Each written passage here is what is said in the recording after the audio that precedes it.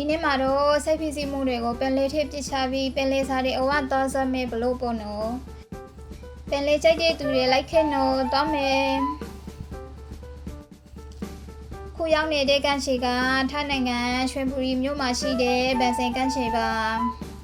စုကပတ်ထရကန်ရှီနဲ့ဗန်စင်ကန်ရှီတစ်ခုပဲရွေးဆိုရင်ဗန်စင်ကန်ရှီပဲရွေးမှာပါ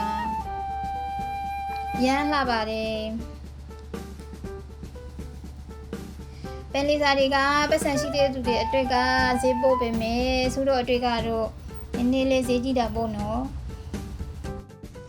ခုံတလုံးကိုဘတ်50နှစ်ယောက်ဆိုတော့100ပေးရတာပေါ့နော်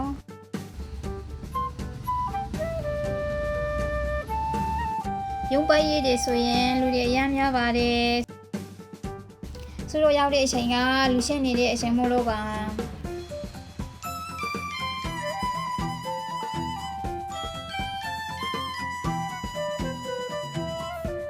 ရန်လာတဲ့ပင်လေးကြီးကိုကြည့်ပြီးတော့ပင်လေးစားတွေစားပါမယ်။အလုံးကိုကြွေးပါတယ်ရှင်။ဒါကတော့ပင်လေးစားတုံရန်ပူပူဆက်ဆက်ဒါကတော့စုချိတ်တဲ့ပဇွန်ကင်ဟိုဖိတ်ကငပြိုးတီထောင်းဒီဖိတ်ကထမင်းကြိုပါအဲ့ဒါဒီနေ့မဝလို့နောက်ထပ်ဂုံရေပဇွန်ကင်ရေမှားလိုက်ပါတယ်ကနန်းနဲ့ပစုံနဲ့ရုပ်ကင်ထားတာပါအဝလေးစားပြီးပြီ3နာရီလောက်ထိုင်ခဲ့ပြီဆိုတော့အိမ်ကိုပြန်มาတော့မယ်